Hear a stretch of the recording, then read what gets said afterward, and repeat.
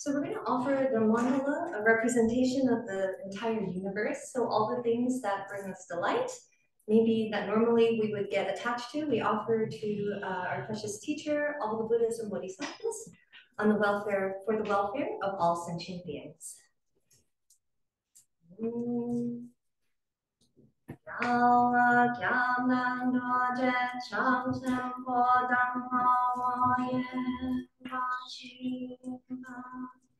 Yongzo tembe nada dongile donshenya Jetsun lama lo sangto bangdo je chang chenpo Kyam je lo sangen don tenzin rinpoche pal Zangpo xiangane Tenga chenpo sumchop zangmo lema shue yondu Jinkambu Om Zambuniya Om Namchitsaki Sachi Om Benzanrigiya Om Chishawe Koyuge Koyusu Gyabori Raja Yubaba Lord Samboli Nabalam Jajanjaniya Udalubha Raya Dandaya Yandan Dandan Jandra Jaminyan Dan Jaminyan Gita Rinpoche Wo Pasami Shindaja Mama Pai Gotam Vala Rinpoche Novo Rinpoche Somo Rinpoche Lambo Rinpoche Lambo Rinpoche Dampo Rinpoche Mapo Rinpoche Teche Bayo Kumba Yena Jema Maluma Gama Medoma Dopoma Nansama Dijama Nima Dawa Rinpoche Du Chola Nampa Yala Yansen Wasulana Libra Chopon Sapa Masawa Mebo Sanjiru Madita Jinchen Sama Dangyu Chepe Belin Lama Dampa Namtan Kepa Duyang Yongto Tempe Nandam Dongi Ledu Zene Jesun Lama Lo Sangdo Wando Jesong Tempo Yade Lo Sangendo Tenzin Rinpoche Del Zambu Jamane Deva Tempo Sunjo Zamo Lekha Shue Yundu Shinkamo Waliwo Fuje Dove Dundu Jesu Shene Kanda Sodrawa Magyu Namke Tadam Namke Semchen Tamchela Tuzela Chenpo Gonye Shinji Lando So Sajin Wali Chojin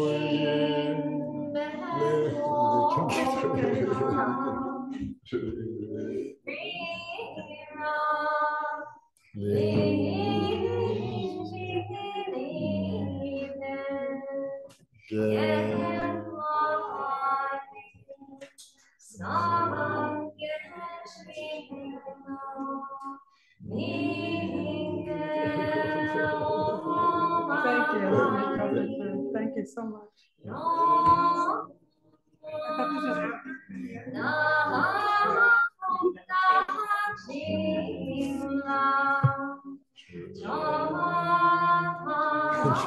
Thank you, Rinpoche, so much.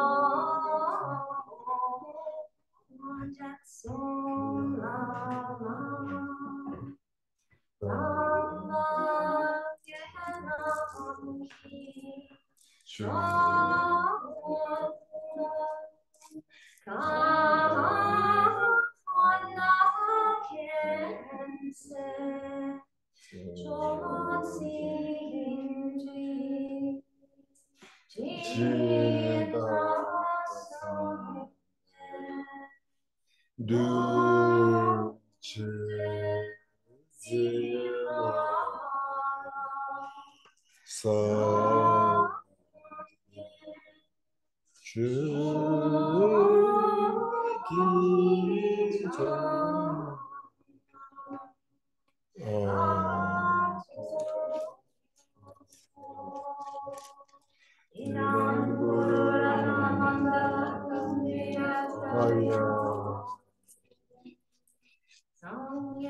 Chudam Zogi Jonamla Janju Badu Sunangi Drola Penja Sangye Chudam Zogi Jonamla Janju Badu Sunangi Drola Penja Sangye Shulam Zogi Jonam La Janju Badu Dani Gyatsuchi Dani Chonengi Sonam Ki Drola Kanche Sangye Drupa.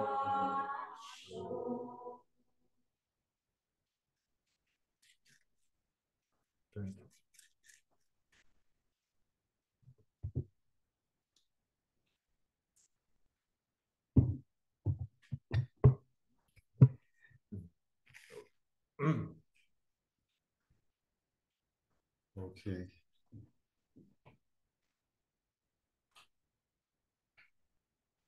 So I think which year, long time ago, I visited Shantideva in that time early, something like that. This is my second time here, and hopefully third time, fourth time, fifth time. Teacher getting greedy to teach. That's joking.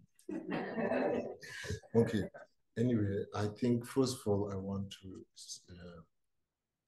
all you been here, practicing Dharma together and trying to maintaining Shantideva and your Dharma service, your volunteer service, all these are really, I rejoice.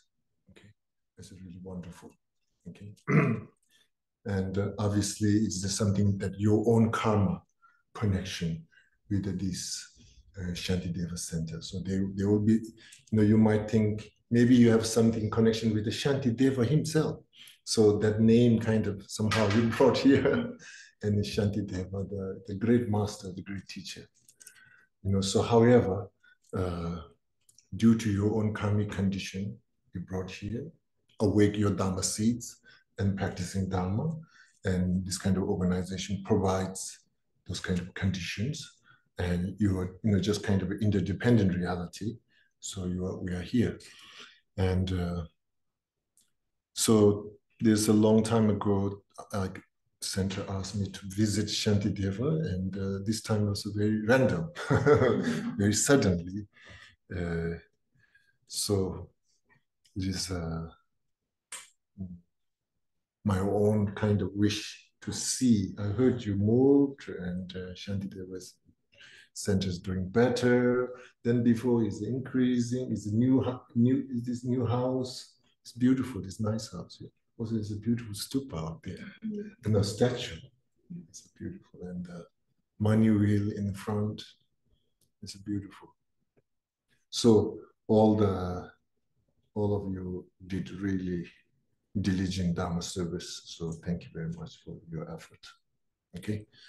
So, and the purpose over here, this kind of center is to knowing better our own mind. Buddha Dharma is all about the mind, science of the mind, how we understood mind, how mind, ancient scientist Shantideva himself, he's a scientist. I think he don't have too many external lab, but he used his internal lab and really, how to respond for karma, how to respond for this crazy karma, how to respond that unable to predict this karma. So So Shantideva, Master Shantideva himself is a great, basically a quality of life, concept of a quality of life. It's not of a quality of the physical and quality of the mind. When I say I need a quality of life, maybe we might have a physical level, very comfortable, but the mental level, we might living as a starving. Then what's the point? So therefore, hopefully, ideally, basically, both mind and body, both to have a really living standard, very good one, living standard. So Shantideva's idea is once your mind living standards becomes good, your body will also improve naturally. Living standard of your physical world improving. And based on that kind of quality of a life, then you can really take your life more further. Now, of course, there's a lot of challenge.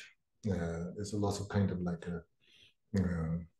so one thing is important is Shantideva himself saying like any times of this kind of like something's push you down, then there's a lot of opportunity to learning yourself better. And the way to learning yourself better to basically how you handle that condition that kind of falling onto you and how to transform, how to respond. Lots of Shantideva's teaching is how to respond, how to navigate. Like for example, 7-8 versus mind training is also like how to respond. It is a very thoughtful response. It is not like a very like a holy response. It's not kind of divine response. It is a very practical and thoughtful response. So Lojong is all the training is basically if we respond from our heart and for our own emotion, very thoughtful and non-reactive way, quality of life, naturally, you learn a lot and quality of life can go up, kind of like happier, more space to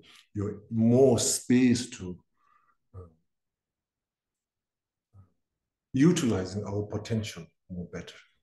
So that's, I think that really we need to think, or I'm coming to Shantideva to really nurture, refilled spiritual nutrition. Spiritual nutrition. Okay. Nurturing. From Monday through Friday was how many times you meet here? Weekend you meeting or you meet sometime weekend, whatever, whenever time you are meeting here, coming meditation. You should go not as a support for center. No, you go need to say, I need this collective karmic benefit. I need to nurture, spiritually nurture. That's the principle. So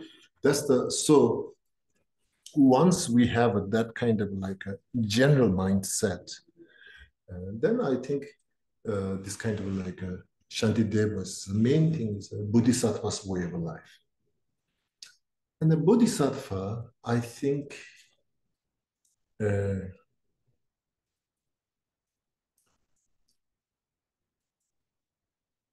a Changjuki-sen, I think Bodhisattvas are extremely ambitious. Maybe you might say over ambitious. Their purpose of life is like to liberate all sentient beings to enlightenment. Okay, so bodhisattvas, basically in a training, once you have those kind of like, once you kind of build your system in your thinking, in your philosophy, way of responding to the karma, you change, not what society say, what you have to do. You change, you respond much more thoughtful. So once you're able to do that, then you have a lot of space to really to think about it, dreamed about it, much more this kind of a Bodhisattva's way of thinking. Like, I want to do, like for example, Lama Zopa Rinpoche, in a conversation, he wants to, everything is so ambition. like for example, Maitreya statue, 500. It's not 1,000. He can go on and on. So I think it's basically mindset. Ambition is all about mindset. Mindset that focusing for your dream, and mindset that's not focusing into the what you don't have. Mindset that's not trying to think about obstacle, but mindset that's thinking about the opportunity and the possibility.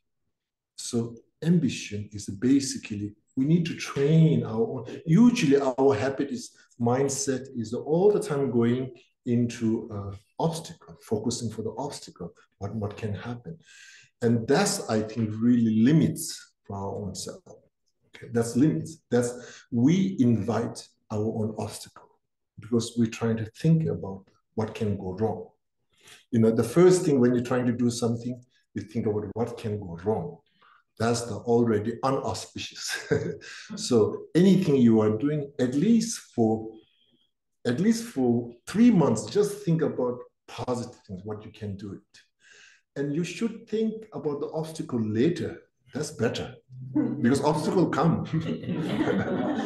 That doesn't mean you don't think about the obstacle, doesn't mean the obstacle doesn't come. But you will be much more prepared. You have much more strength, because you give your best part of your energy about the positive condition, what can happen. And obstacle, you need to deal whenever it arises. We should not be inviting obstacle. Way we do inviting obstacle is, any project we start, immediately thinking about obstacle, is that reflecting about the obstacle is where you invite the obstacle. Okay?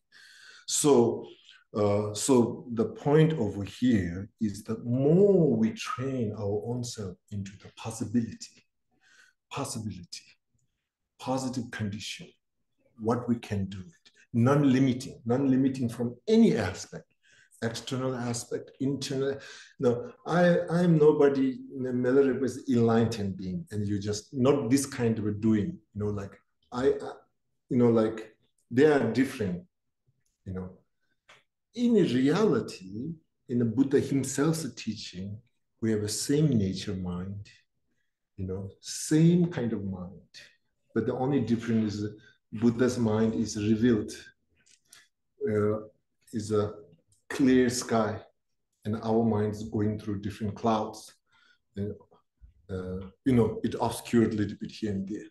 So again, that obscuration is not, there's 99% is our own kind of like a creation of that obstacle. It's not that, it's just kind of like a forecast and it's going to happen. It's like we are part of the responsibility, our individual responsibility. So therefore, so what I'm saying over here is really anytime when we engage in,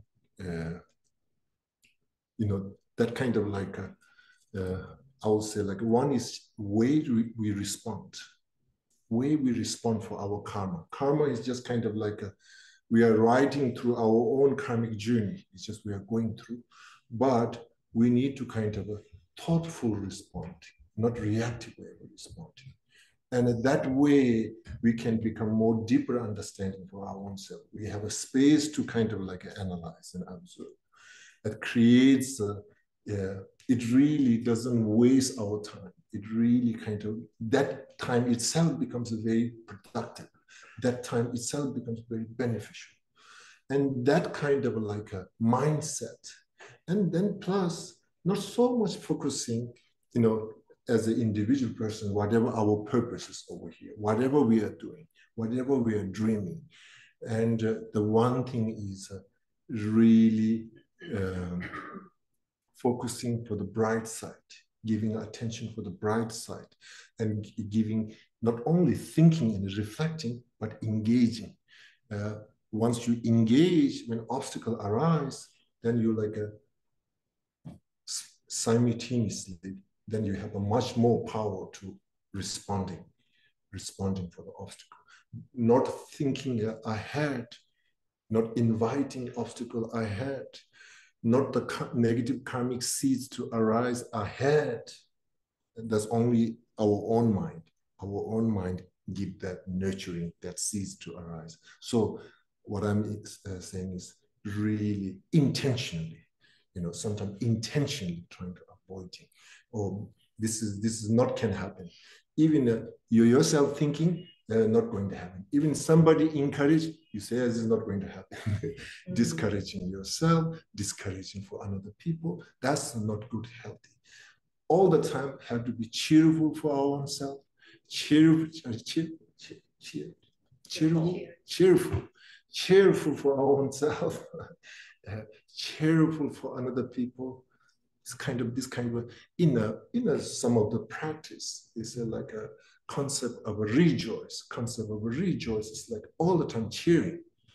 Go ahead, do it. Go ahead. Whatever I can do, I'll support you. Whatever I know, like that kind of like mentality, supported mentality. We have to be supported mentality for our own self. That doesn't mean there is no obstacle. Yes, there's an obstacle. There's an obstacle. Be prepared to responding productive way, not through impulsive way, not through habit way, not how usually people tells you.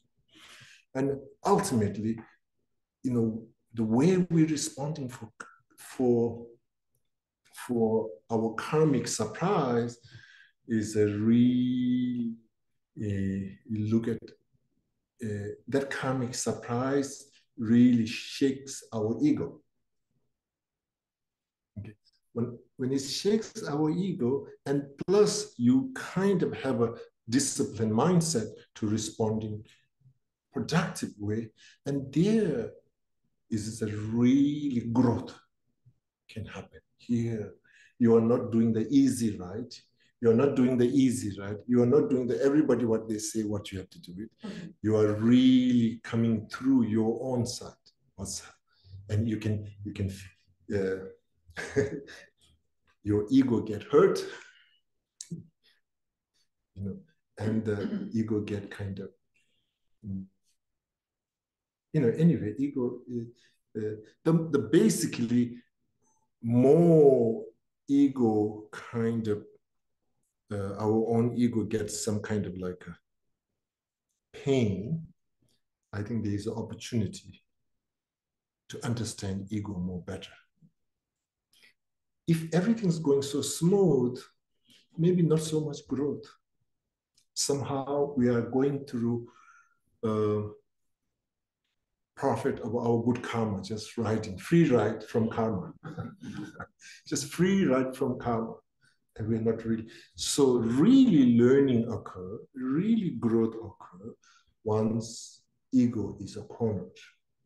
Once ego get kind of, either you will really break down, either you become like a really, there's opportunity here. It's not easy, but here, then you can get to next level, Bodhisattva. Maybe meditation of emptiness, sometimes we say this meditation of emptiness. Meditation of emptiness is all the time, basically, you're facing your ego. It's nothing, ego is there and you're building some kind of wisdom team and suddenly everything's a push away. Ego, no. Why meditation of emptiness as considered as a really powerful is basically because it really it just stay face to face with our ego. Then they call meditation of emptiness of self. Meditation of emptiness of self is not so much like trying to visualize dissolving all the problem. We can do that, but that's the kind of like not really actual meditation of emptiness. Actual meditation of emptiness is basically creating space within our ego feeling, ego ideas, and the ego that's inside there is becoming kind of more tight and no space into the ego perceptions. And emptiness meditation clearing up that kind of like a crowdness between the ego perceptions. When I say ego perceptions or ego feeling, basically how in a deep down what you feel, that kind of crumbling.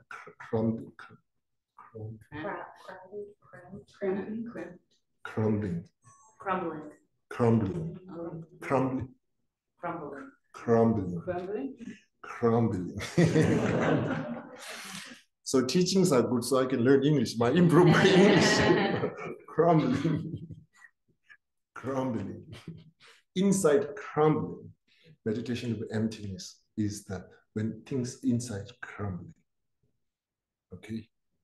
Inside crumbling and outside tear, then meditation of emptiness.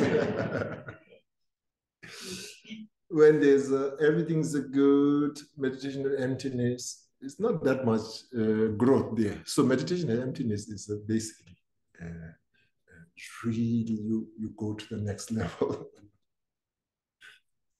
Okay. Crumbling, okay. Crumbling. Okay. Now basically, like the main thing is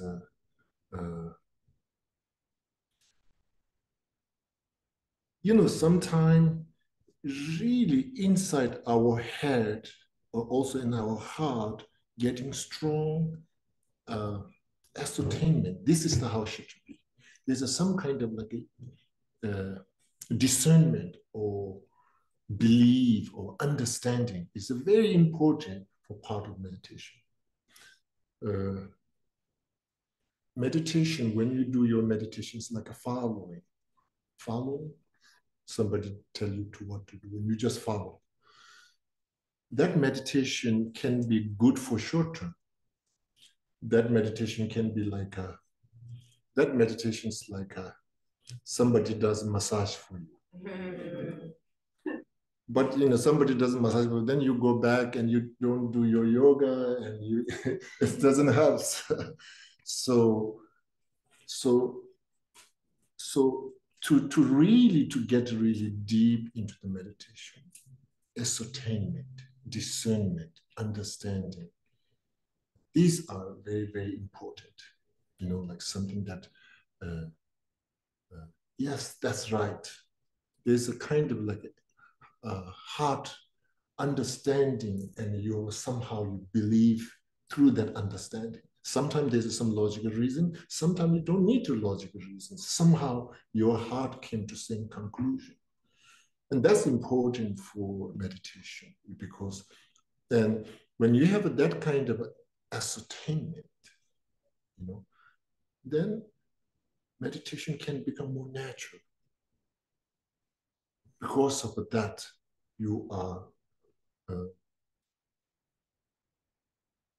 in a way, we are patient, but we should not see, sometimes there's a teaching, Buddha's the perfect doctor, the super doctor, the Dharma is the super medicine, and the Sangha is the super caregiver, that kind of concept.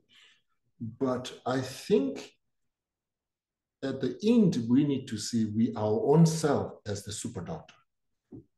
As our own self super doctor. Basically our own, the point is what I'm saying is a very important in the Dharma, is something that not just following, you need to really kind of understand, and there's some ascertainment. That's very important for meditation. Whatever level of one ascertainment can bring some, ripple effect. It can bring another ascertainment. So once you have that kind of many, multi-ascertainment, they all kind of work together instead of kind of contradicting each other. They kind of become the teamwork for your own meditation becomes much more. So meditation, which you've done based on some kind of ascertainment, that meditation becomes much more true to yourself instead of just following. Okay. The following is still good, I would say. But that you should not think like I need to get there. You know, okay, I want to improve my physical, but yeah, okay, time to time you get some physical therapy. That's fine. That's nothing big deal. But in the long term, we need to change lifestyle, thinking style. You know, so that's kind of like what I'm saying here. Okay, so so now is all the meditation is all about some kind of like you have to feel the meditation emptiness, you have to feel some kind of karmic pain, and then then only you have the opportunity to meditate. Not necessarily you have to feel the pain or something disastrous happen, not necessarily. But I'm telling you, there's a more chance of things are falling apart in the karmic, how you say, trajectory. There's a more chance for that falling apart. So maybe, you know, whatsoever is coming, so let's be prepared to see, instead of a negative, let's see the bright side of that situation. And each time these waves comes, I will become better. I will understand better. I will grow more better. Let's keep a mindset like that. Not trying to avoid that. Let's basically ambition thinking, bodhisattvas think is that they don't have a mentality of avoiding things. You know, avoiding things. You know, like it is a willingness, whatever it comes, and face it. Feel very difficult. Yeah, everything's that doesn't mean everything goes smooth.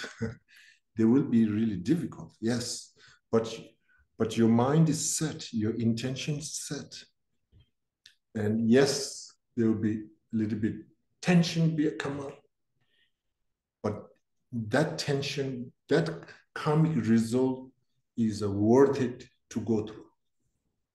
Otherwise, it might become whatsoever we're going through, that karmic result, and creates more complex karma. So making that kind of like a mindset, not avoiding, but kind of like a face it, and trying to kind of like grow more further, grow more further.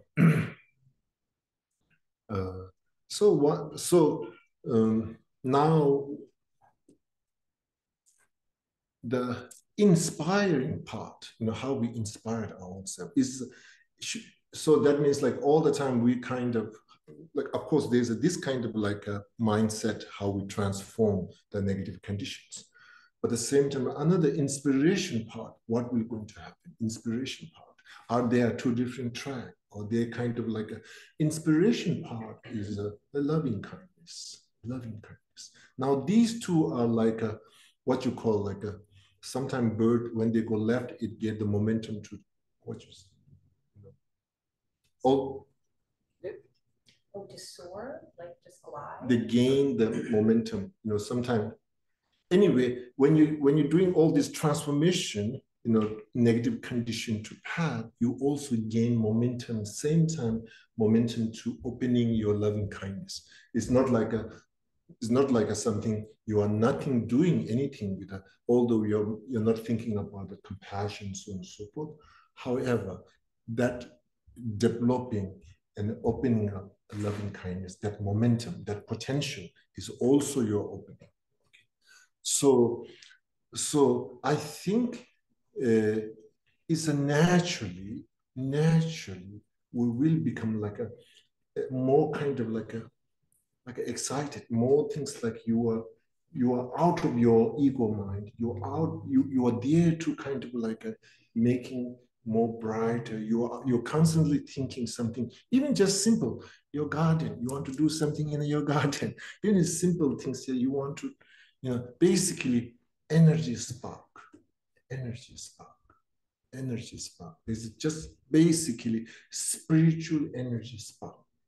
Just you want to engage. Somehow you open. Somehow you are like like basically is, something that kind of like a much more uplifting mindset. Like right now, once we not wisely responding for karmic surprise, so much energy was a kind of a consume and waste into that karmic result. And once you really strategize and prepared changing where you're responding, and you have a plenty energy and space, right now you say like, even I'm doing short meditations is not possible. Already physically not possible, mentally not possible. I want to do it, but it's just not opening up. We have lots of these stories, but it is, we can overcome if we change how we respond for things. Even sometimes I'm so busy, I have no time for meditation. I'm so busy. The busy is not external, busy is internal. Once we change how we respond for the activities, the things coming. Again, I think the space, time is moving so fast. It's all in your mind. Mind get distracted, time go past, and life go past. Mind get distracted, life just go finish so quick. So therefore, the fundamentally, time is mental projection, space is mental projection. Is I have no space. Again, mind, entire everything. So now then we might say like, okay, I built this habit already. I cannot change and from Buddha's teaching, from the habit also we can change. Habit can change. Surprisingly, I think, is there any scientific psychology says how long it takes to change habit? Oh, I've heard it different. Some people say a month, some people say 3 months. I don't think it's 3 months. I think a month is good. Month is good, yes. Standard is month. Okay. Okay. Okay. So now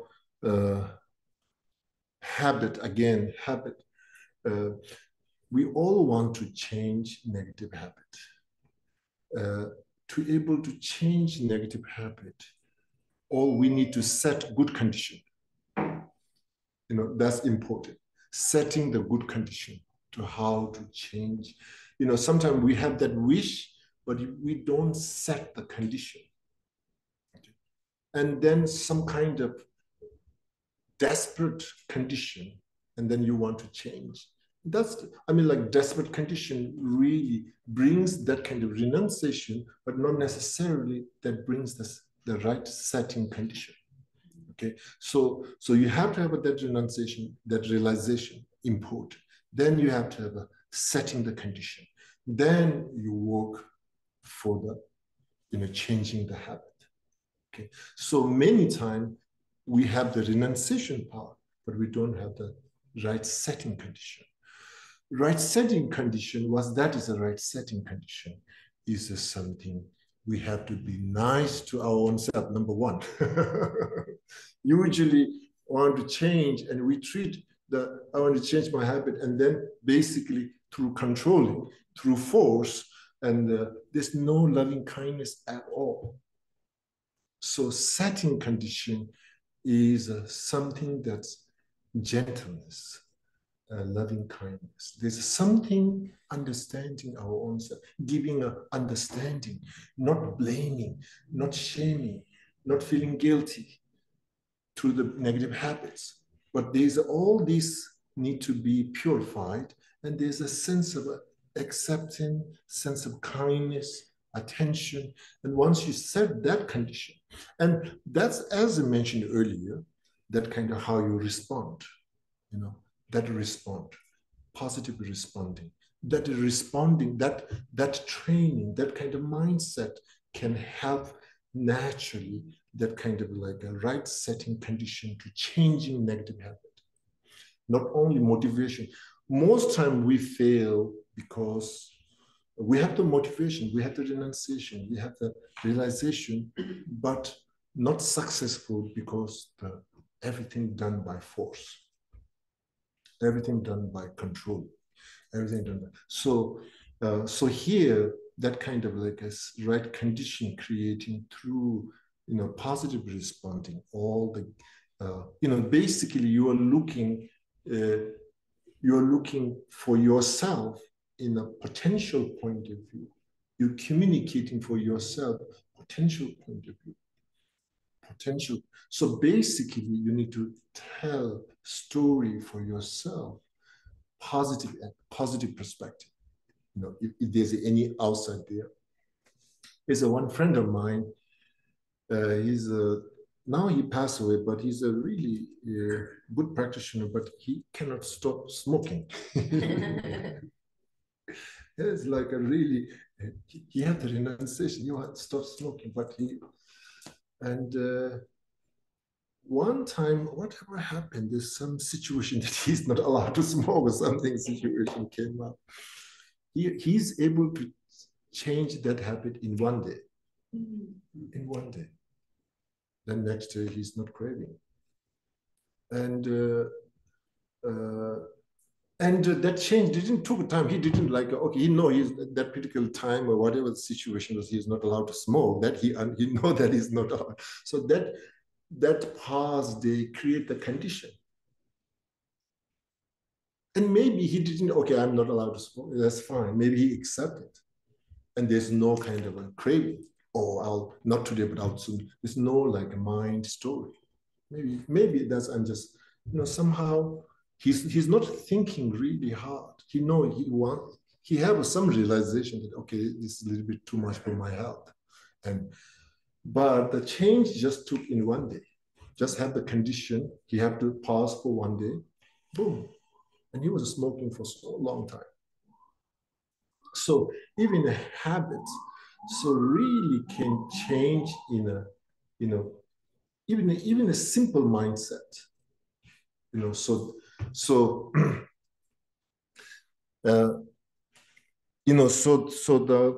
the main thing is as going another way, once you have this kind of a loving kindness, the mindset is much more kind of like your mindset is much more into the dream of what can bring.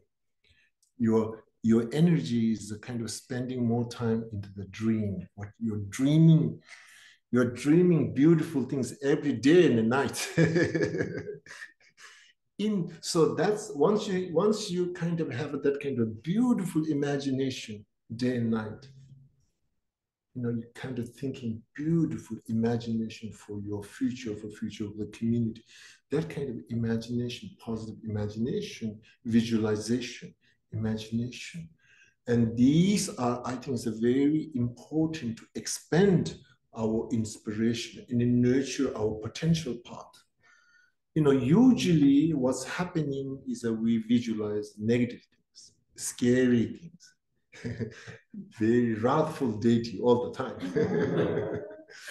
Very wrathful imagination, scary imagination. Then when we say there's a hell, they say, oh, there's no hell. Then there's a scary imagination. Maybe there's a hell all the time. So basically, instead of dreaming hell, let's dream heaven. Again, of course, setting this kind of how we able to do that. First, how we respond for the nightmare of the hell dream. As I'm saying earlier, the respond, mindful respond. Don't respond with the ego. Really, even sometimes you might, physical respond, verbal respond, mental respond, even mental respond. There's some kind of like, you have to be mindful. There's still ego kind of having its own influence. You kind of like, okay, I want to positive respond for the karmic surprise with a kind of like a humility about my ego. humility. Humility. What the etymology of humility? Etymology. Humble. What's this? Humility is a Humble, yeah, it's humble. humble. Earth, maybe. Maybe earth. Is it a Greek word or Latin. just regular English? Latin. What sense is human? Human. Yes, it's a human. Human. More human. More human. Okay. More human. So basically being more human. Okay.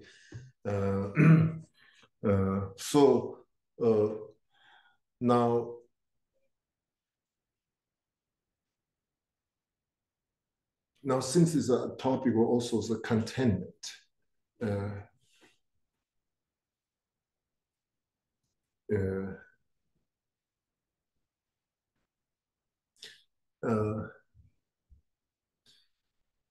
ambition without contentment also possible. For example, 8 verses mind training. At the end, the verse number, the 8, the last verse. Is basically all this mind training, the way I respond for those karma, I will do it without mundane concern. Okay, that's important. And not only absence of a mundane concern, but also wisdom realizing reality. So these two are, I think even when we lose, ambition becomes much more ego journey. Is once it's have a loss of mundane influence. And I think these two are wisdom awareness and the mundane influence is, I think they, once you don't have the wisdom awareness, and then naturally the mundane influence kind of naturally happens. Once you're able to have kind of like reduce the mundane influence, then naturally wisdom awareness, they kind of like, when the sun comes, the dark kind of like go away. When dark comes. So anyway, that's kind of like a interdependent. So what really makes uncontent? Okay, what really makes uncontent? The usually we say, I need more, I need more, I need more. That's the kind of like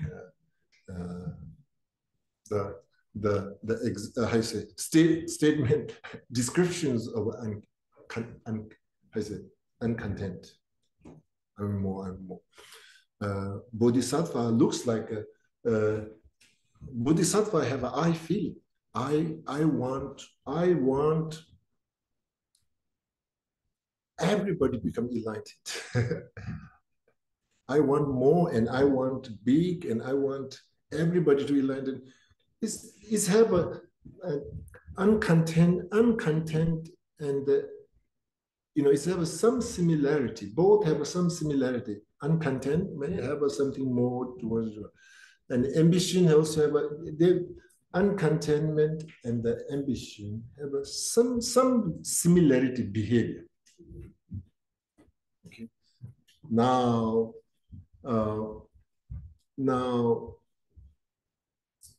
maybe like okay, they both looks like behave same, but what's making one becomes uncontent, one becomes ambition, beautiful, Okay, so here obviously we say okay, something even something I wanted. What's the problem with that? Bodhisattva say, I want. I statement, Bodhisattva, Buddha, everybody say, I want. I want is that everybody express. There's nothing wrong for that, I want it. Maybe an egotistical way, selfish way, obviously, okay? Now, uncontentment is not necessarily you have to need more. Even you have only one thing, even you need one small thing, if something you want, you can behave uncontentment. It's not so much you have to have so much. It is basically mind, how it responding the things that you are receiving and things that material things, whatever, what you're getting. Like for example, can I become uncontent through meditation? That sounds like, oh, that would be good. Uncontent. I want to meditate more and more, meditate more. Can we say that? Basically, it's not so much what things are, how you're responding. I guess same thing earlier we were talking about. Even though it is a positive, if you think treating as a much more dualistic, treating as something that you can use for something like more objective, something much more kind of like feeds you, or something that treats, even meditation, if it's like, my ego becomes much more bigger, my ego becomes, maybe at the beginning, maybe we should train in uncontent meditator. So anyway, so it's uncontentment is that there is a kind, there's no joy, basically. No joy for anything. Uncontentment is the absence of a joy for any engagement. Because uncontentment is a constantly, mind is in the future, all the time in the future. It's a totally blind spot in the present. In the present is beautiful. Present results are beautiful. So uncontentment is basically, it's just kind of like a never seeing, never being, never feeling present moment. Uncontent. Okay. So that's uncontentment. Maybe also have a strong fear also there. There's a lot of fear. Okay. The fear somehow is insecure all the time. Uncontent, constantly feeling insecure, materially, emotionally, psychologically, everything. Uncontent, insecure. So basically, maybe that's why insurance companies become so successful business. there's a lot of the customers. Okay. So I think the fear plays very, very important role into the feeling of uncontent. And basically the mind is constantly going into the future, just never able to be in the present. So uncontentment doesn't mean not necessarily you have to be so, you have already everything, then plus on top of that you again wants to needing more. That's not the main issue. That's not the main issue. The main issue is mind is constantly going into the unpredictable future.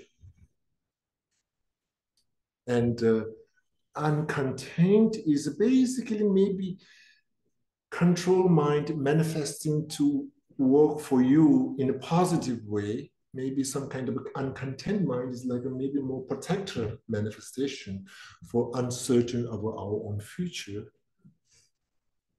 So mind gets kind of never able to appreciate, never able to kind of rejoice, never able to dedicate, so again,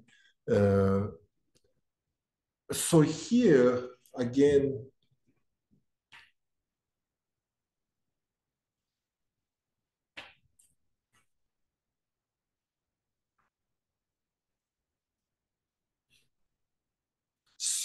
so I think we as a human being, how to transform uncontentment to ambition. Not two different tracks, just one track. How about that? You know, there's no two different things. You kind of like defeat, overcome, while you're overcoming uncontentment, dissatisfaction, discontent. While you're overcoming discontent, the ambition arising. Let's see as like a day and night, you know, like it's just one kind of reduce, one naturally ambition, naturally kind of arising. There's no, don't need kind of like a, you know, basically discontentment, overcoming discontentment. You basically take out the key ingredients, the fuel, the fear. And that's one thing is the mind not constantly chasing the future, chasing the moving target future. Constantly chasing that. Time to time, I think, okay, we have to think a little bit future. Don't really be spaced out in present moment. You cannot be all 24/7 spaced out in present moment. Through the present moment, you're able to look at it. So again here, somehow gratitude is the more we're able to bring in the mind, in the present moment, we're able to develop gratitude. That's very important. You know, when we don't have a gratitude, then, you know, even you have a beautiful garden, even you have a beautiful Zen garden, or you have like a beautiful view, that doesn't make sense. What is that? You know, so I think gratitude, you know, the more the gratitude will really, then you will not take anything for granted. And the gratitude's there. When gratitude is there, that's the really powerful things that really gratitude is the protector, the main protector to removing obstacle. My life is not going, my life obstacle, this obstacle. Gratitude is the best protector. Okay, gratitude. And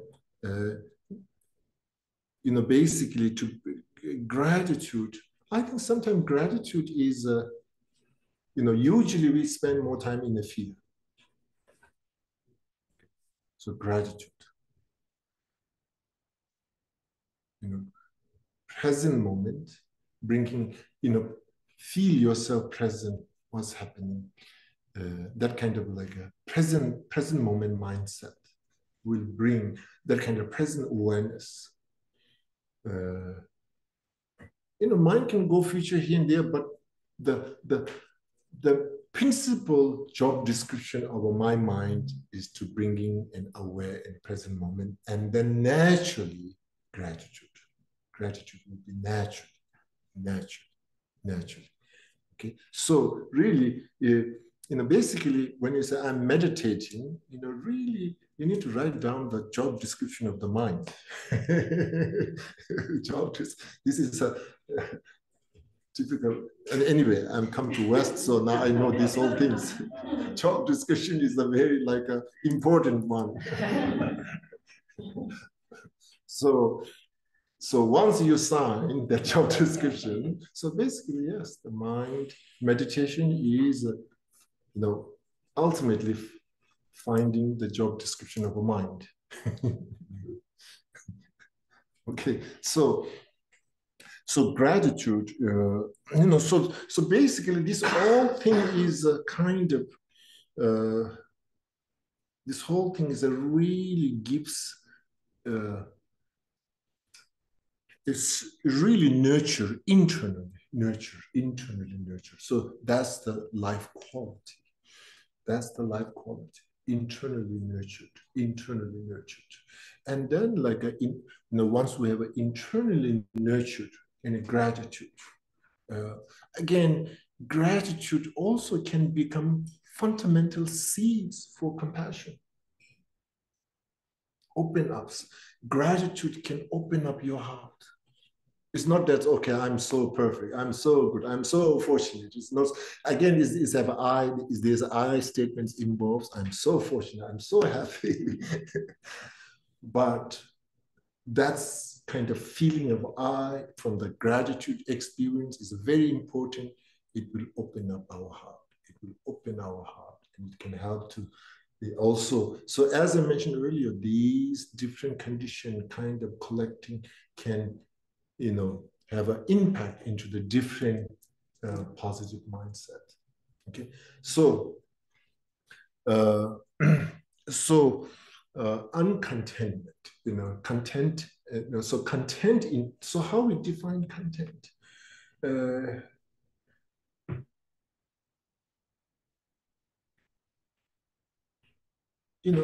What? So all this my blah blah blah. What your conclusion is a content? How's I'm content? How we describe I'm not content? When you're feeling I'm so not uncontent. My definition is when the minds go all the time in the future, we are uncontent. It's nothing that uncontentment doesn't mean, not necessarily means more. It's like just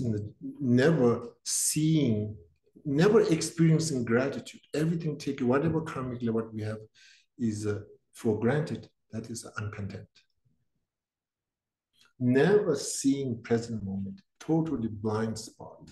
And everything's all about future. Everything is about this kind of like a moving target that you want to, this game of a future, this game called future. Some Buddhist philosophy, they say like there's no future and there's no past, there's only present. What exists is only present. So anyway, so again, so basically in our, like for example, in our daily practice. So if we want to do the morning content and also inspired, we need to prepare for that. Scheduling not necessarily can help, or tomorrow morning I'll do this one.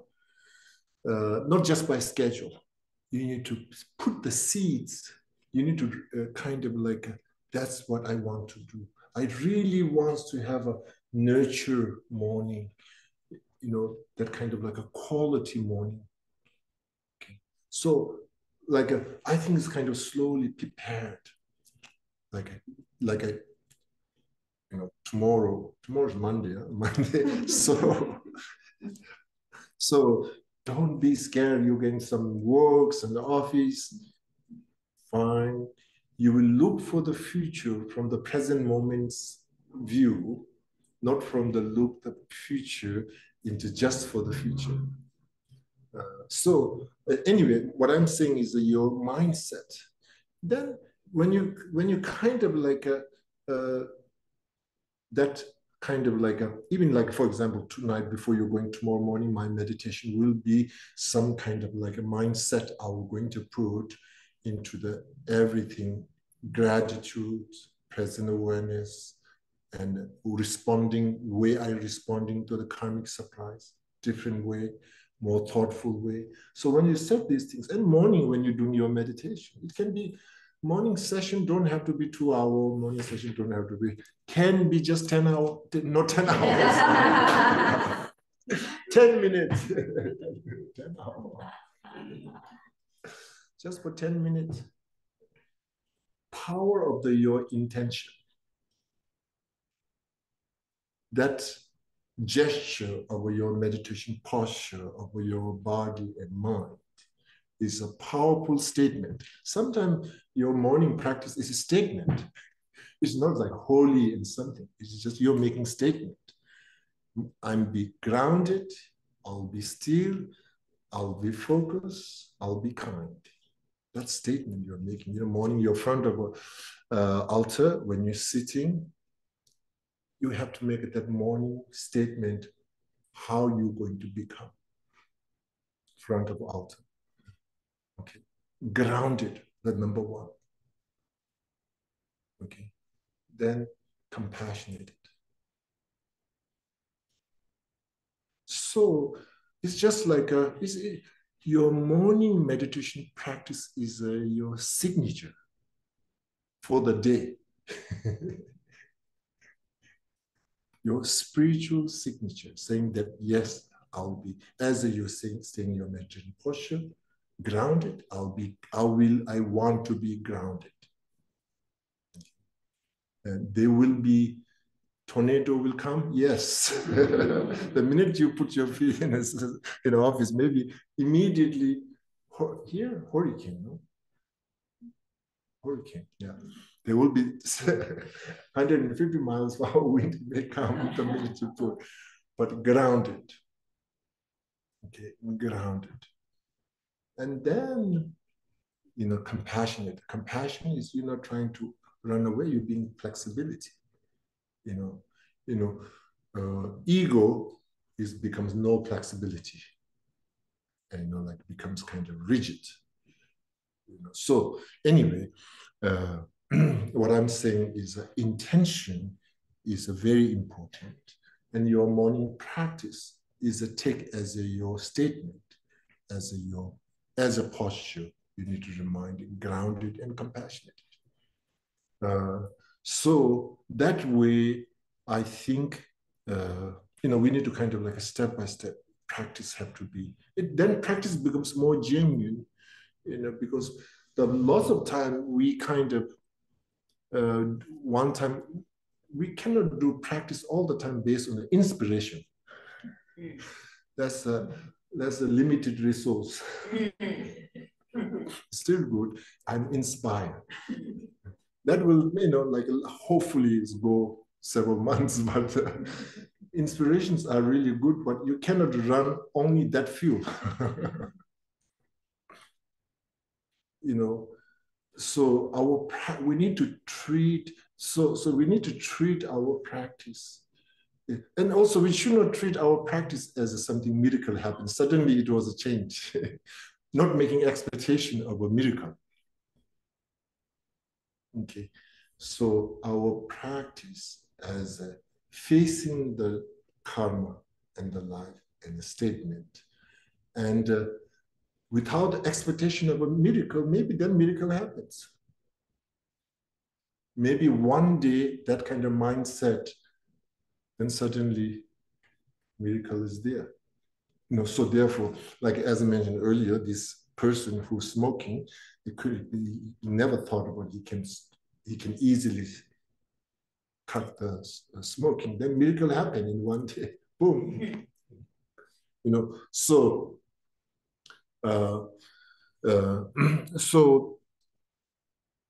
again, training, so therefore I think anytime there's a push and pull happens in our life, this is a learning opportunity. Don't trying to, sometimes, and I'm not sure we're making prayer, all the obstacles go away. Not necessarily. Not necessarily to pray obstacles go away, because obstacles are opportunity. Okay, obstacles are opportunity. If all obstacles go away, we become really boring human beings. What makes us very live because of obstacles. So once I think, really the growth happens in the obstacle. And Buddha create Dharma based on obstacle. And then we pray, no obstacle, all the obstacles pass by. Maybe that with the Dharma also may go away danger. So, so basically Dharma is how to respond to the obstacle. It's not chasing away obstacle, transforming the obstacle, transforming the challenge. So basically, really, it's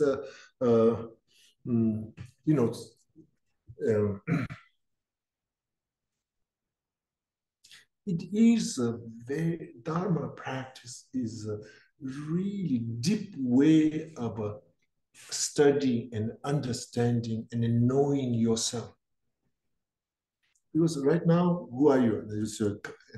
Government tells who we are. Okay, this is who I am.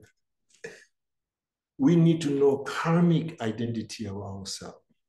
Whatever karmically designed, which kind of tribe we are karmically.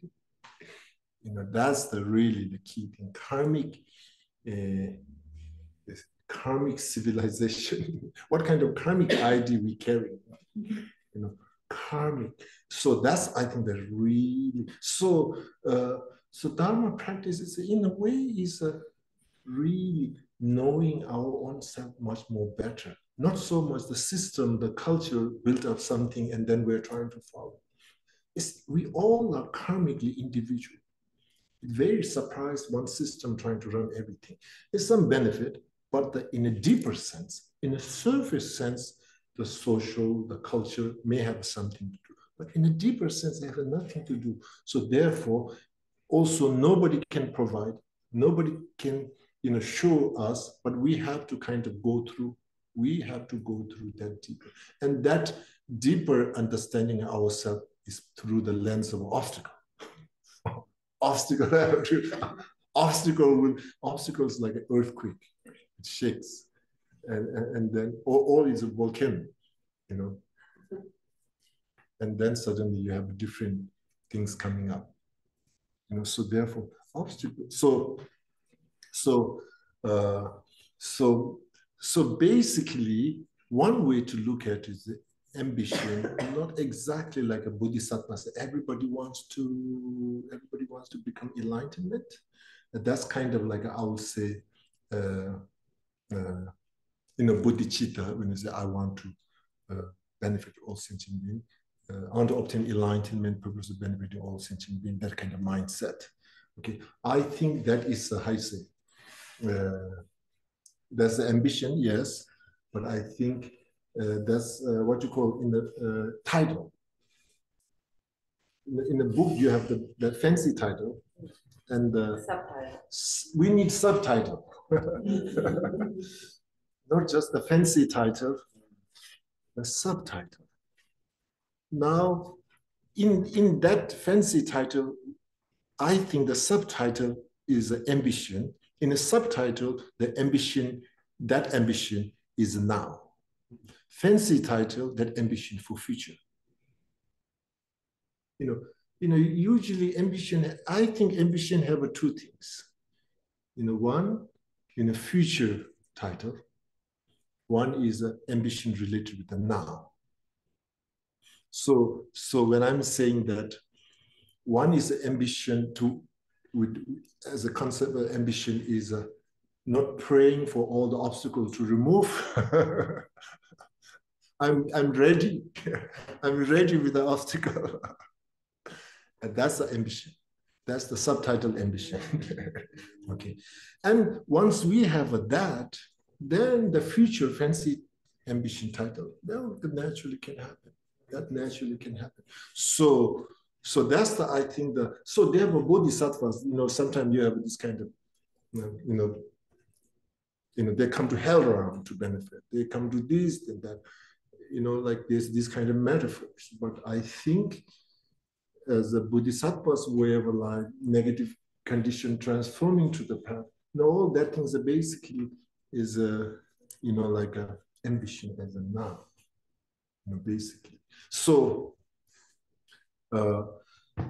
ambition need to see from for spiritual practitioner, I mean, like even not spiritual, but even if we want to have a quality of life, if we want to thrive, we want to even just survive, we need to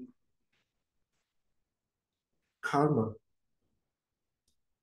If we want to constantly avoid karma, how we can only thrive once we face the karma and responding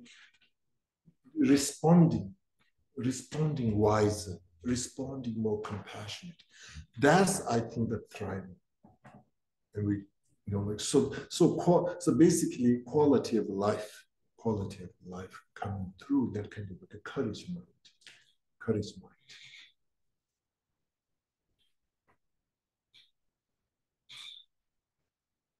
Although I'm saying this whole thing, I also face lots of karmic challenge, and I need to,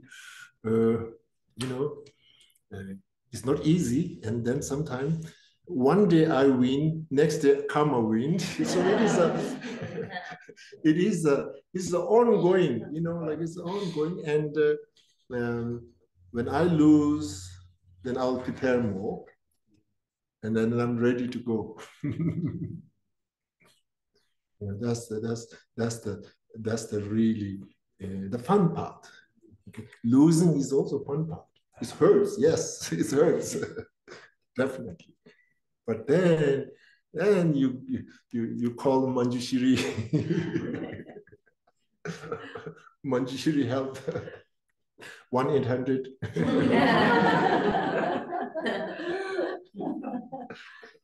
Anyway. In America, help 1-800. Okay, anyway, so that kind of thing. There will be lots of time you are losing. That's okay. That's okay, and that's give you better perspective for our own self. You see better condition. You see where we get distracted. Each time we learn, we build up our karmic data and analyzed.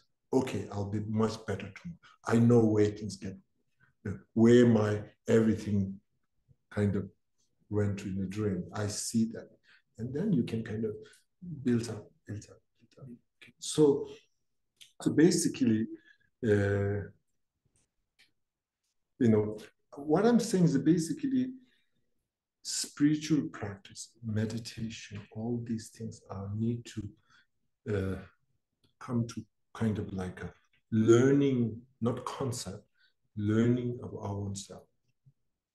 And the concept can give you a perspective and good tool, but ultimately then that tool you apply very individually. We are individually karmic designed people. So this is a loss of our own journey and our own transformation and our own, that kind of like a joy and happiness that can be our gift for our own society, our own gift for our own self also, obviously. So really what I'm saying is really practice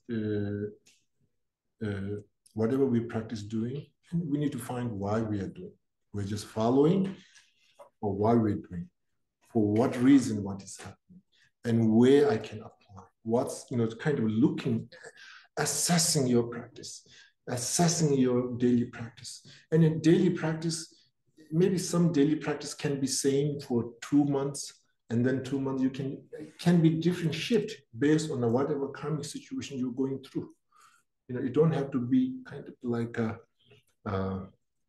printed all the time same. So you can shift. And through that, that kind of like and then basically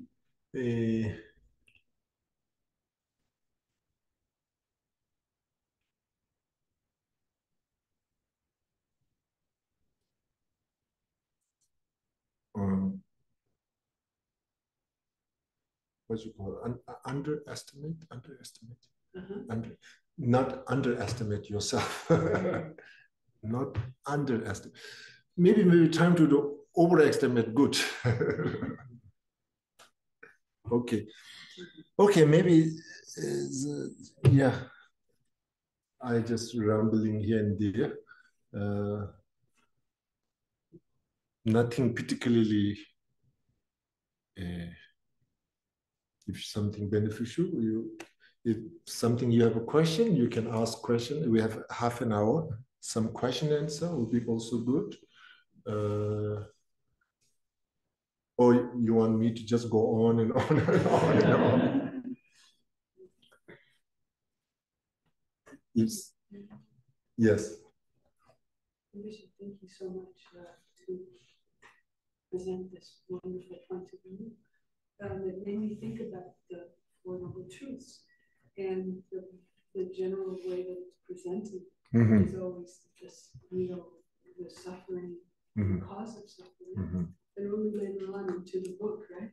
We get the idea of cessation and path. And this is where all the joy comes. And from the way that you were speaking of it, it's sort of like we can start introducing this joy sooner in our practice so that we understand what the journey is. I mean, it's a little bit of future tripping that we need. Yes. Because we're all so, maybe in Western culture, I'm not sure, so well associated with what's wrong with us. So we reify. It's like I'm suffering because I have all of these negative, all these defilements, constantly identifying mental defilements, and it's detailed in lumbering. What causes this and how this and all these different realms and all of that. So, but to think in terms of what happens when we do stop identifying so much with this conventional mental state and more towards an ultimate sensibility. And I feel like you brought so much joy in the room. Okay, good. So much joy. Good. From day one. Good. Joy, good. So basically,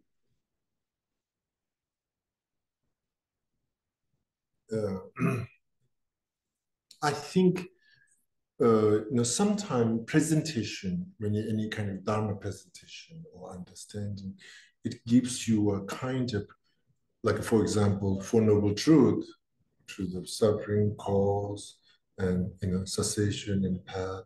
Okay, are there they are this kind of what's called linear? They are not linear. They are like all three dimensions. They are all like a earth. They are pushing. Because of a truth, because of a first noble truth, maybe fourth noble truth happening. Because of fourth noble truth, they are like a earth, like a pushing different plateaus. There's a four plateau. They're pushing each other and creating different things. They're like that. And so. But in a kind of like sometimes we're trying to understand very like a linear way. But in a practice, and when you like in your kind of like that information, when you translate, it needs to be more like a three dimension, like a earth, like they're all kind of pushing each other. It's like they're all like, it's not like then you're bringing that, it's not talking. It's not like you have some tea, food, and you pour, tap. Anyway, that's fine. Maybe I'm hungry, so I'm talking about food. Okay. Anyway, so, but I think ultimately, in understanding, maybe dualistic perception helps because that's how we are oriented at this level, this moment. But then we take that same framework into the practice. I'm not sure it'll be really so little bit like non-dualistic of a Four Noble Truth. that's kind of like, and in the overall kind of like, as I mentioned earlier, like maybe the contentment and the ambition are maybe is the same thing. They're behaving same thing. Maybe there's slight difference some here and there. But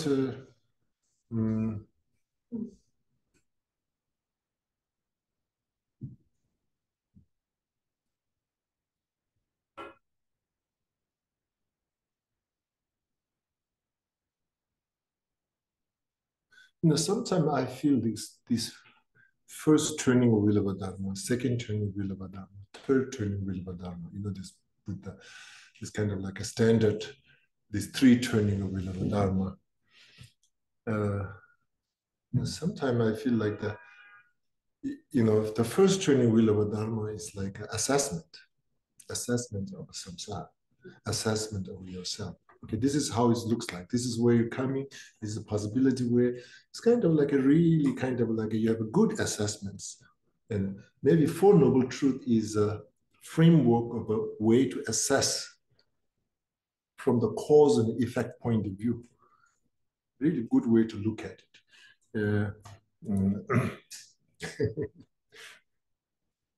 Four Noble Truth assessing Wall Street, where things going to go financially. So it's basically method of a framework of assessing.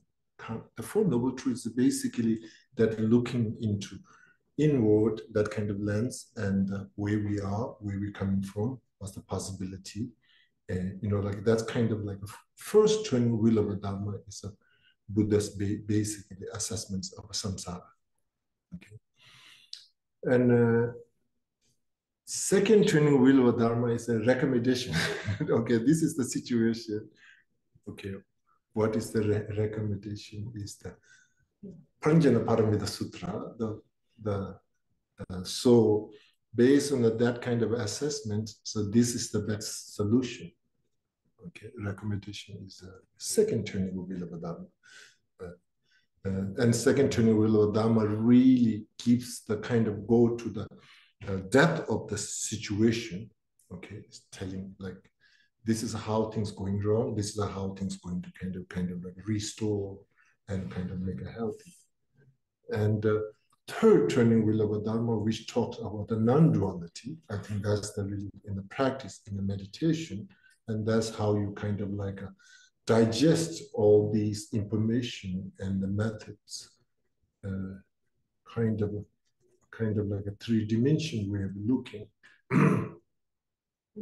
So we see as like we need to treat Buddha's teaching, although it doesn't say this is we doesn't use this kind of today's language, but that it went through the same kind of process. This is not a random teaching. It's not necessarily random. We human beings we are ancient time, everything functioned through cause and effect. Today, also things function through the cause and effect. In the future, same thing. So in this kind of reality, it might have a different language, but the same kind of process. Okay. Okay. Yes. I have a question about gratitude. Mm-hmm. So I'm guessing there are different layers of gratitude. Mm-hmm. So we don't have to just think, oh, I'm grateful I have air conditioning. Mm-hmm. It's hot outside. Mm-hmm. But also we can think, do you mean also at a deeper level, gratitude for things like, Buddha nature, potential, gratitude to, dependent origination, Mm-hmm. these kinds of things that allow Mm-hmm. things to be transformed into, Mm-hmm. that everything can be. I don't know, so maybe you can speak a bit more about gratitude. Gratitude towards to yourself, the person. I think this is a very important. Sometimes when we have like things that we have, sometimes maybe I deserved. You might say like, yeah, there's no gratitude, I deserve. Maybe like as a human being, how what's the angle I will able to develop gratitude for myself. So basically, I think in a challenge situation, as we're talking earlier time, which is a very, very, kind of like a karmic storm, and that kind of like going above that wave. And that's, I think, in a something deep down, your work is painful, is difficult, but still you arise through compassion, you arise through joy, you arise through mindfulness. It's not easy, it's difficult.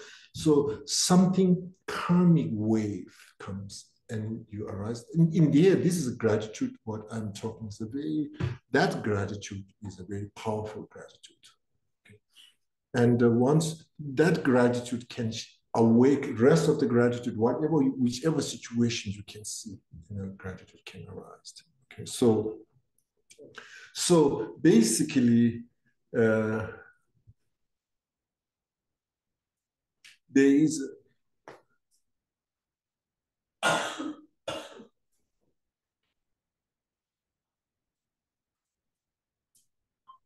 I'm not sure in Tibetan we have a name, the word, representing gratitude. I'm not sure. Rejoice, Geshe Lharampa, we have that. Geshe Lharampa. What's the difference rejoice and gratitude? The emotion, maybe? I don't know. Gratitude.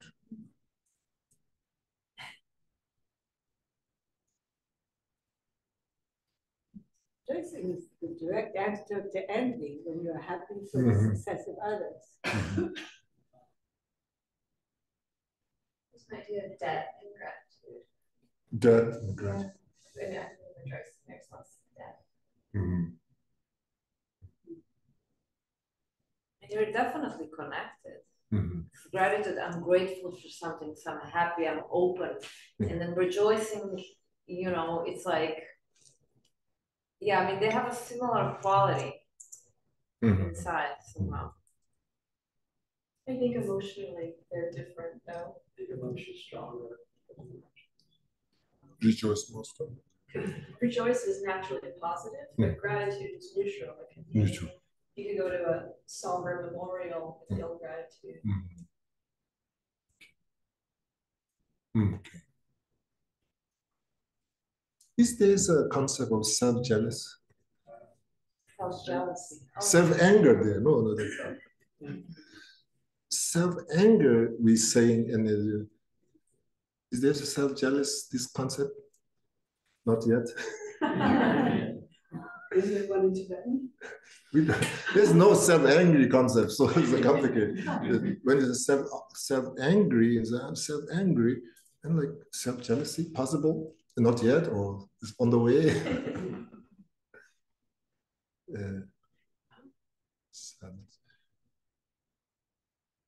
Anyway, we don't need to wish for anything.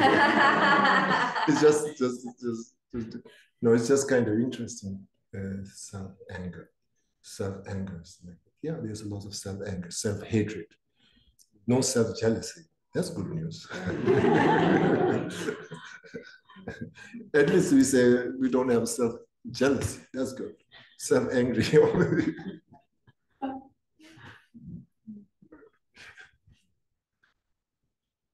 Rinpoche?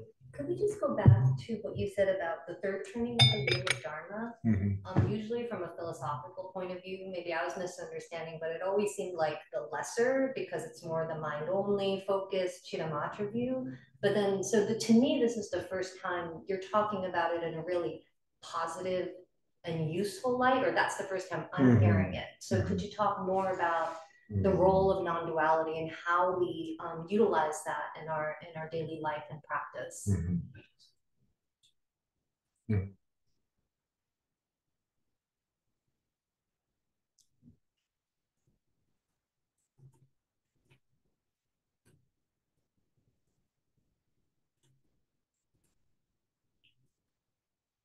Dorji is good, professional.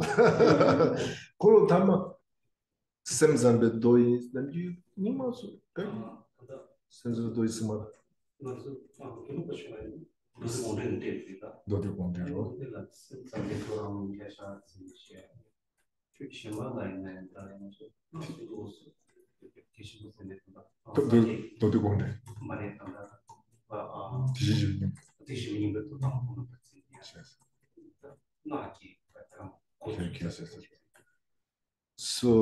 So again,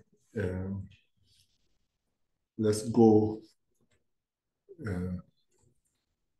The third turning wheel of a Dharma as a kind of putting in the category of mind-only school is basically third turning wheel of a Dharma commented by the Asanga, one of the pioneers in the minor vehicle.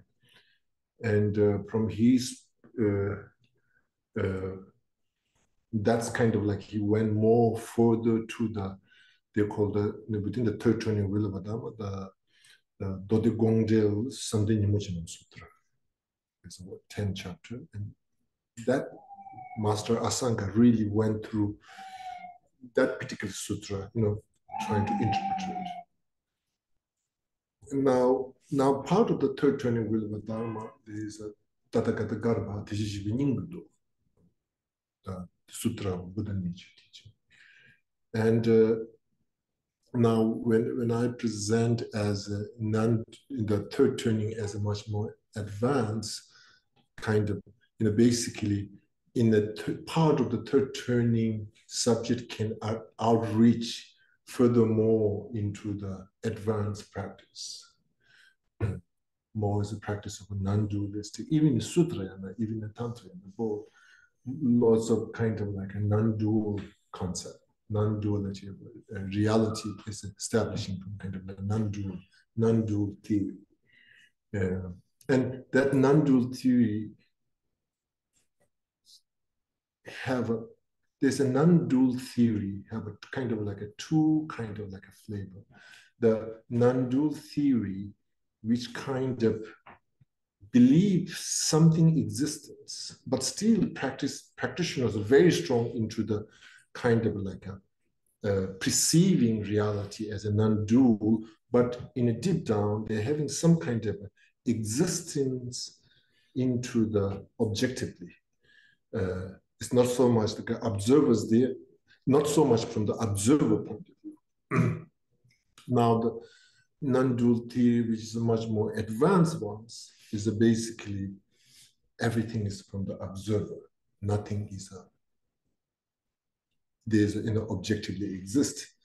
So everything from kind of observer, that becomes like exactly like a madhyamika. So there is a transition, I would say, like some part of a non-dual might perceive non-dual, but not exactly dissolve in objective existence.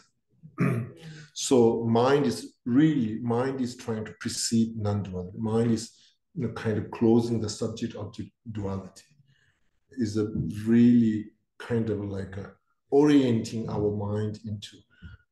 It's almost like a kind of like a train to your mind, but not really ascertaining there's nothing objectively exists. And that kind of ascertainment of nothing objectively exists, everything exists, merely imputation by observer, and that becomes pretty much more advanced non-dual theory. So even we go through that, I think there's a kind of two layers.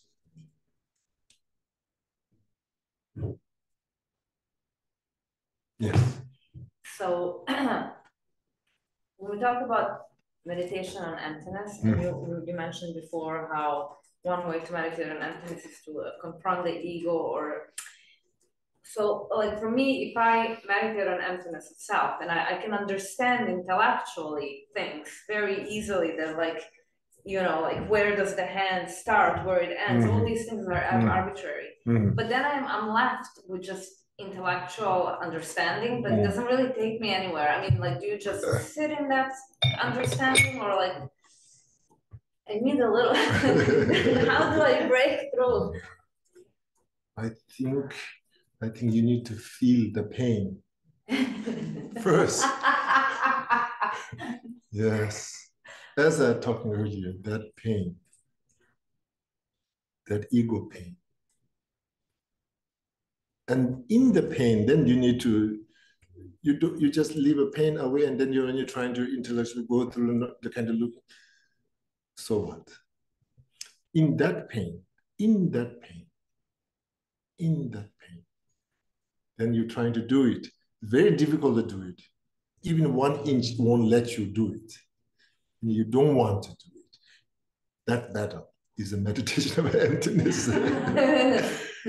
It won't let you to dissect. It says absolutely 100% is truly exists. And then you in that pain. So somehow you need to find the poking many different directions. So meditation and emptiness should not be like a one kind of straight. That's like it makes you vulnerable easily. But do you poke it with your mind by like trying to? You can't break it with intellect, right? Or do you break you? No, you have to keep the pain lab. You have to keep alive. Okay. That's important. That pain lab, that pain lab, inside that pain lab, we have to do that meditation. Because in that, I am pain, I am hurt, I am hurt. Now here, where's the I? You ask that question, even this like, you'll say, get out of here. Don't come here. So meditation of emptiness, when they say like, I am hurt.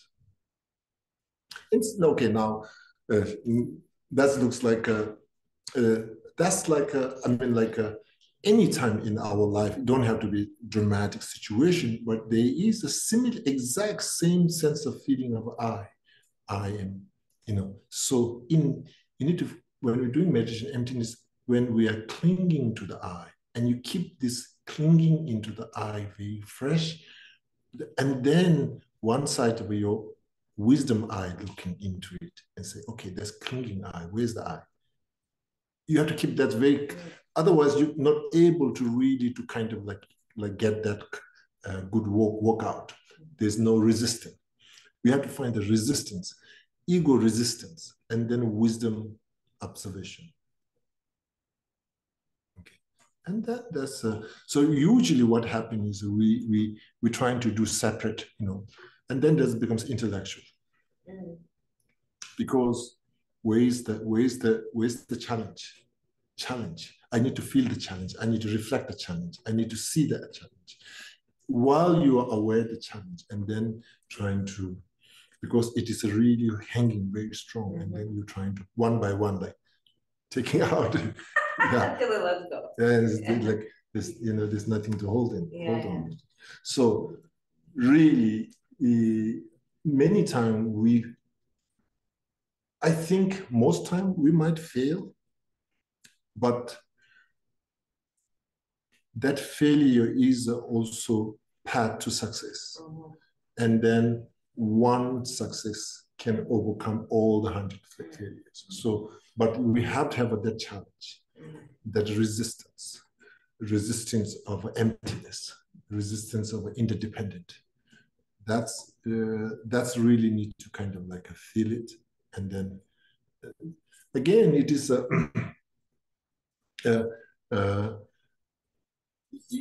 first like how I respond. I was talking earlier how I'm going to respond, habit way, or I'm going to respond much more. There's a wisdom way of responding, and there's a method way of responding. Ultimately, to seal the deal, we have to have a wisdom responding. Okay. Then it will like but to making that journey, first we have to train into the method responding. Method responding means like a lojong. Lojong tells things happening, you can transform. This gives you a more kind of like a lojong pep talk. So it tells encourage lojong, method responding. And method responding will help us to the wisdom responding. So at the end, like you become like much more awake once you are able to wisdom respond. And that's, you don't have to continue. You once one time, like that's it. Like everything is an illusion, is illusion like a reality. So there's not too much emotional attachment. So there's a less kind of like reactions, and there's more space to kind of develop compassion. So my answer is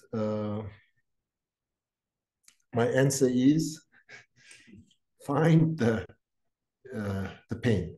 Okay. Okay. Yeah. Thank you. In the pain, then dissecting this ego, the self. Basically, in the pain, you are able to kind of communicate with the ego in the pain. Meditation of emptiness is basically in the midst of in the pain, you are facing ego in yourself and having dialogue. Okay. So that's, I think, the meditation of emptiness. And it's almost like it's like what you call it, prank. Sometimes people prank people. Huh? Joke, prank. So meditation of emptiness is to prank ego.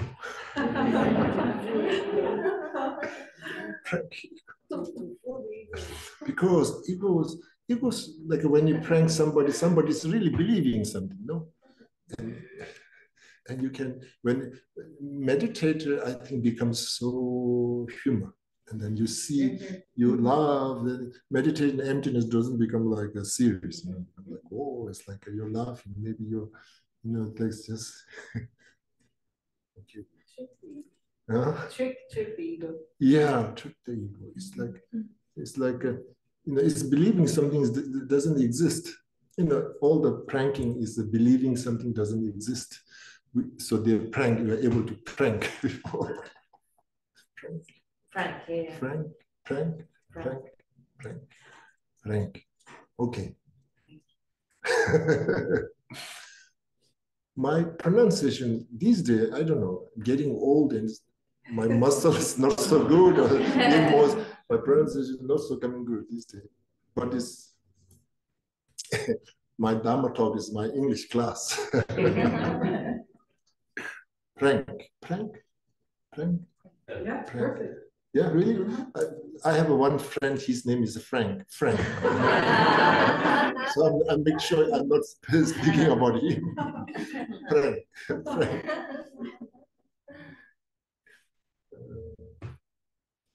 Yes. So do you think that all-encompassing yoga mind is maybe the combination of method and wisdom? Yeah, Tamche Nenjuk Senkyapa is, again, wisdom of a method is one nature. Wisdom, and although we say wisdom and method, conventional truth and ultimate truth. They are labeled different, but in essence, they're all one nature. Wisdom and methods are one nature. True truths are one nature. Even four truths are one nature, but we kind of like define from the behavior of that reality, of that karmic journey, we label different things. So like all that's particularly in a tantric philosophy, this kind of all-encompassing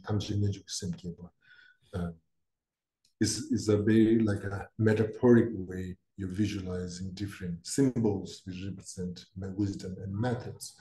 And in the essence, you're trying to see as a one nature, as one entity, one nature, one entity, but different aspect. So that's kind of like this is kind of a little bit more advanced practitioners how they do that, and through that kind of one entity of a wisdom and method, then you have this kind of like a different way of interacting with the reality.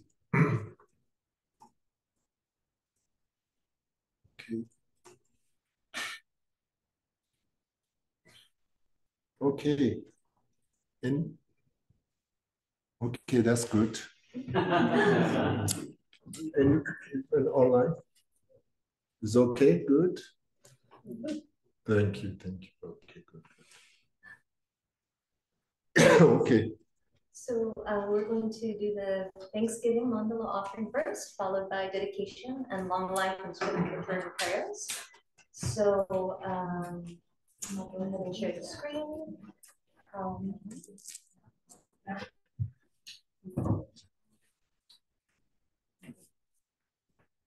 So, yes? It goes back over here. Can we look at the side? Oh, I don't know, Rinpoche. What do you think? With the mandala offering, should we put the holy objects back here? No, that's just start on the side and do this way. You have to do mandala now? No, it's okay. No, it's okay. Can we do short mandala then? If I want mandala, I want the longest. I think it's okay. oh, it's okay. Yeah, we just do prayer dedication. Mandala is okay. Okay. Thank you. It's already, I had it. Thank you. So we'll go on to dedication prayers.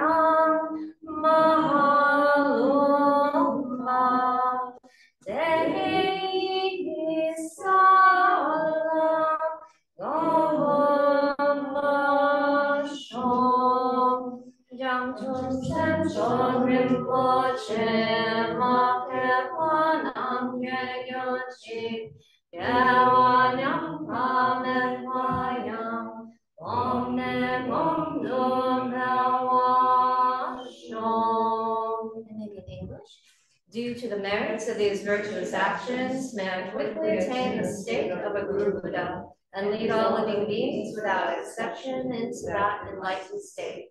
May the supreme jewel Bodhisattva that has not arisen arise and grow, and may that which has arisen not diminish, but increase more and more. And for the long life of His Holiness the Dalai Lama, that some of you got to see online or in person, and may he have a smooth, successful surgery, and may we create the causes to see him in perfect health for a very long time.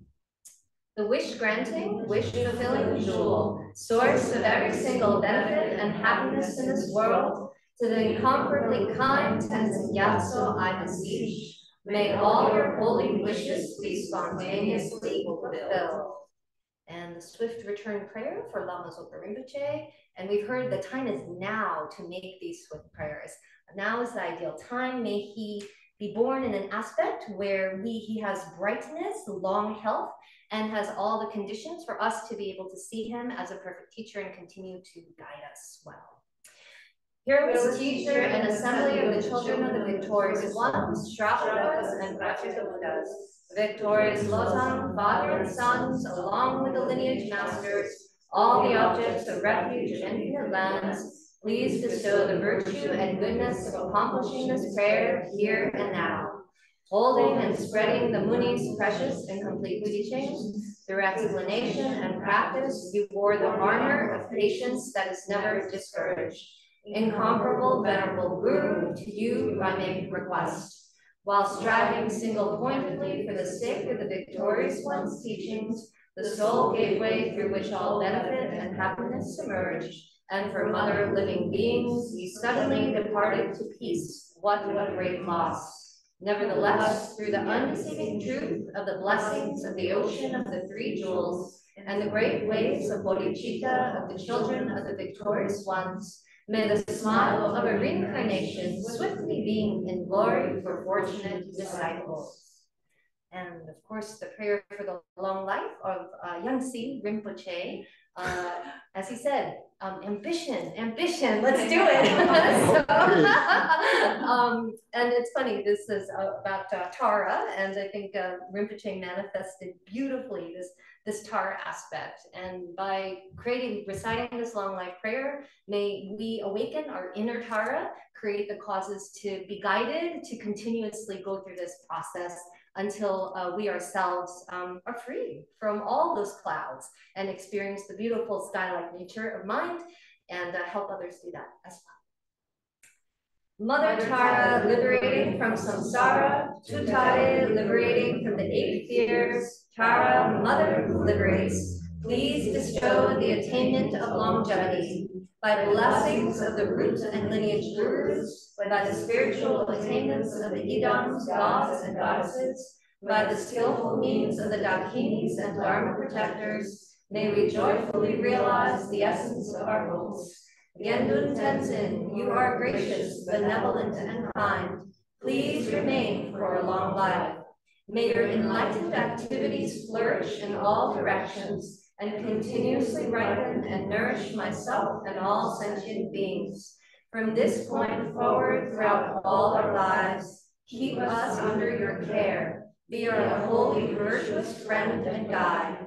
Clear away the degeneration of unknowing ignorance. Help us to quickly accomplish the journey on the grounds and paths and attain the 3 bodies of a Buddha. By the truth of unchangeable suchness, by the assembled blessings of the indestructible Sangha, may the essence of these prayers be accomplished without delay. Without delay. And should we do the offering envelope? Yes.